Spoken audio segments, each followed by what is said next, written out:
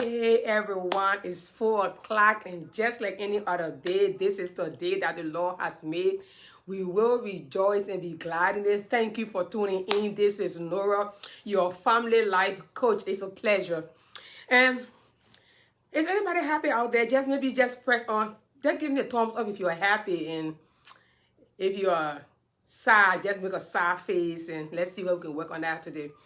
And so today, we're just going to be talking from one thing to another. I know there's some people who are very hurting out there. A lot of people are going through some hard times, but this is part of life. This too will pass, and there will still be a better life ahead. Also, just play it cool and let God do the rest of the thing.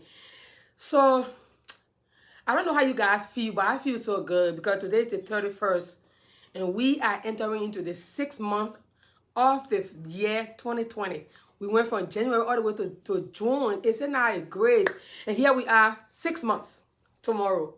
So if you are somebody who just grateful, just tomorrow, just lift up your hand, just give some glory, because there are people who wanted to be like you in your place to see the 6 months. They did not see it. Here you are, 6 months. It's a pleasure. And so thank you for coming on. So into my discussion, like every little girl has a dream. Every little girl. When you are growing, you have a dream in your heart. At the age of 10, 11, 12, you have this dream, and you want to be the best entrepreneur. You want to be that architecture. You want to be that accountant. You want to be that hairdresser. You want to be that doctor. You want just everything you dream about becoming when you're a little girl. But then on the way, while you have that dream, something pop out. Maybe you get raped by a neighbor, molested by a family member. You get abused by the next door neighbor. Maybe your father's friend who live in your house start to assault you in the house. Maybe you have a cousin who comes in the house who didn't grow up with you, start to abuse of you as a little girl, even at the age of 8 or 9 or 10. And this is what a lot of young little girls are going through. And they cannot say a word because the person who is abusing of them, the person who is raping them, the person who is kind of like assaulting them, the person is just right in their face. And their parents will not even believe that the little girl is saying the truth. And so a lot of little girls will go on being abused for years after years, at the age of maybe 8, 9, 10, 11, 12, 13, until they can be able to find themselves in a way of maybe getting out of the home or running away and confiding to maybe somebody else out there who will believe them. Because most times as parents, we are so busy and we don't get to even know our kids well. And so when they tell us certain things, we have the tendency maybe of saying, oh, you're just lying. This is not true. John cannot do that. Mark cannot do that. He's my friend. And we begin to defend the people who are doing harm to our kids. And most of these little girls become women. And when they become women, to let go of that hurt is so difficult. And they find themselves even raising their own daughters in the same hurt they find themselves going through when they were a little kid. And so we have women who are just not healed of the pain of being abused and molested and being sexually abused at a tender age, where they have to become a teenage mom. And so that soul is in their stomach, that hurt, that pain.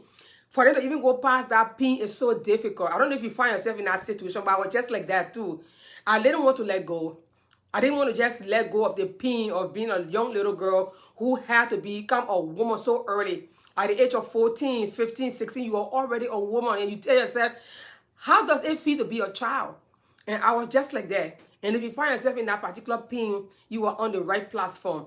Because we have women on here who have testimonies of how they were being abused, how they were assaulted, how they were being raped. There are a lot of women who have those kind of testimonies on here. That's why I came to you this afternoon, to just encourage you. If you are a mother raising your daughter, do not miss our June 20th virtual conference on Zoom. Try to sign in now. Call us. Leave a message that you want to have a place on that virtual conference on the 20th of June. You don't want to miss it. We need to learn other ways to raise our girls to be the women that they have to be in the society. Let's just not have the notion that we can raise our girls by giving them all of the beautiful iPhones and giving them all of the nice Nike shoes and forget the aspects that are very important. That's why the mother-daughter relationship is very important, and that's the theme of our conference this year, 2020, mother-daughter relationship. We have other subtitles, and we have very good speakers coming up who will be able to lead us into what we need to learn anew on how to raise our girls. I know you're already doing a great job. You will tell me, oh, I have raised my girls, or some of them have finished high school, maybe some of them are still in high school, and we're doing good. That's good, but you never stop learning. And so why is it that those little girls are still being raped? Why is it that those little girls are still being molested by the next door neighbor? Why is it that those little girls will go ahead and still have teenage pregnancy? There's something that we haven't learned right yet. And I think it's the time for us to be able to sit down and learn those things. Let's not be too proud and say, oh, I already know what I need to do. And so I don't need anybody teaching me how to raise my kids. I want to learn. There were things I did not know when I was growing up. And these things, I'm learning them in my adulthood. Every day you learn a new thing as a mother. Even as a child, you learn new things every day. So if you are in that shoes and you're saying, oh, I don't need to learn, change your mindset. It's time that you sit with other women who have gone through struggles just like you. Maybe you might feel that, oh, I've forgotten what happened to me when I was a young girl or when I was a teenager. That's not true. It's a process. It doesn't just go away one day. Your attitude will say it all when you get angry. Because let me tell you something. As a mother, when you're being molested and raped and maybe going through some pain of abuse, and the older you get, the pain comes back to you. It reflects back to your mind just like a camera.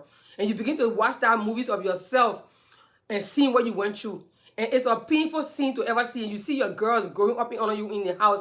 The fear of them being maybe molested or raped just like you. So to want to like be so hard on them in a certain way. And that is very important, that you know how to react when you see those kind of things going on with your kids.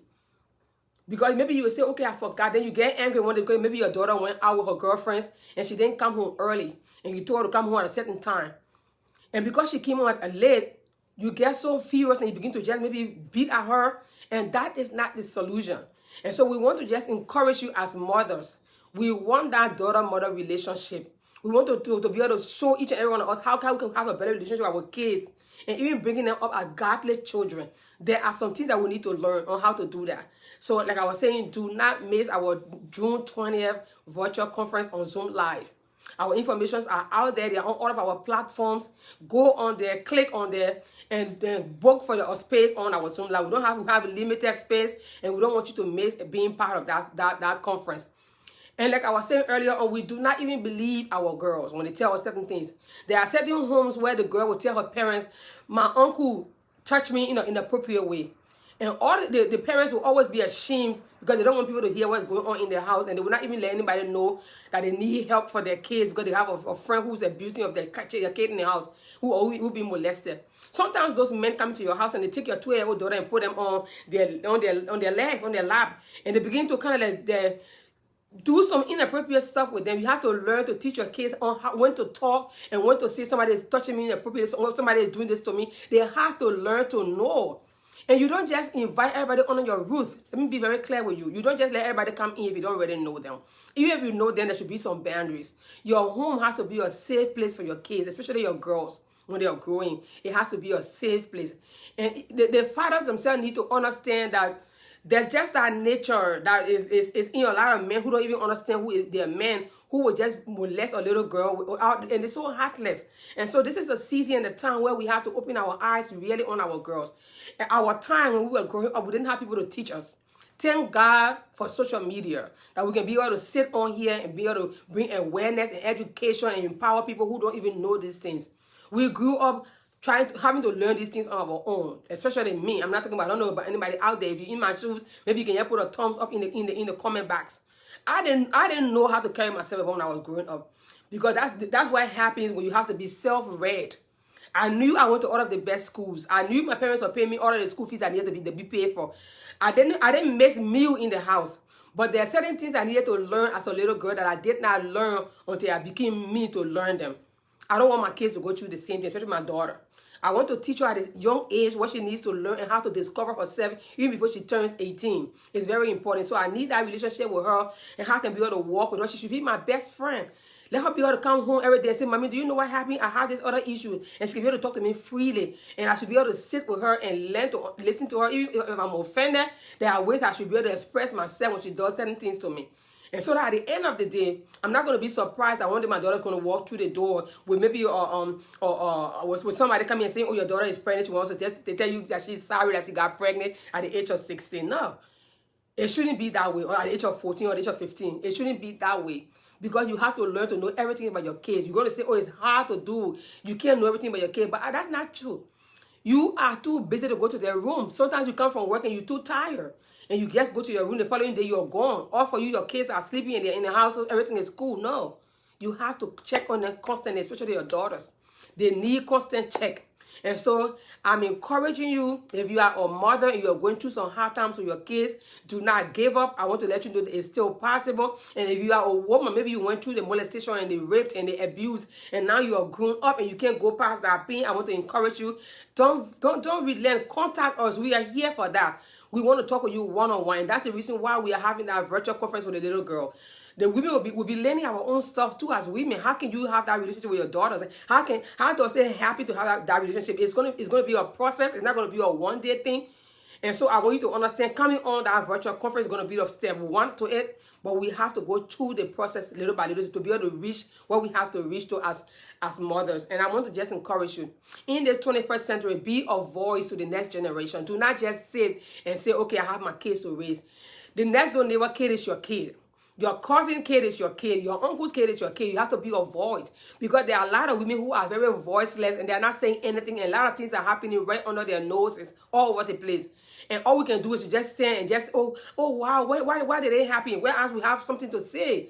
You have a lot to say in what happening to our girls out there. So do not be quiet. Make sure you be a voice, a positive voice too. See that little girl, maybe opposite you, who is just being left all alone. You have a voice, a word to say in concerning her life. You are a great mentor. And to be that mentor, you have to learn to heal yourself to mentor somebody else. And so I want to encourage you this evening. I'm not going to take long time on here. Do not miss our conference, our young teen and girls virtual conference coming up on June 20th. You're going to see me here on every Sunday, encouraging you to come on. It's going to be a free virtual conference. You're not paying nothing. All you have to do is to come on and learn how to have a relationship with your daughters. And there's going to be some subtitles I'm going to be treating on there with other speakers that are coming on.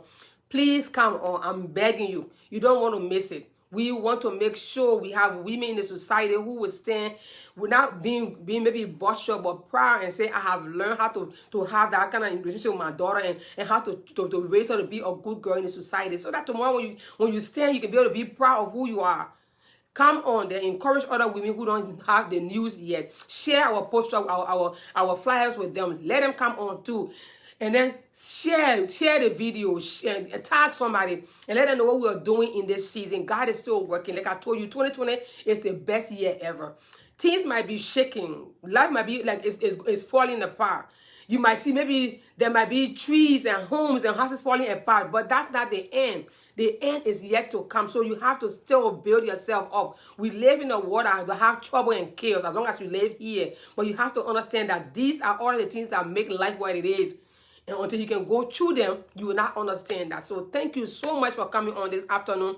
For those who are not on, who will be maybe trying to watch the video, thank you for watching. Tag somebody, talk to a friend, tell them that there's something happening with Women of Value on June 20th. They have their teen and / young girls and conference.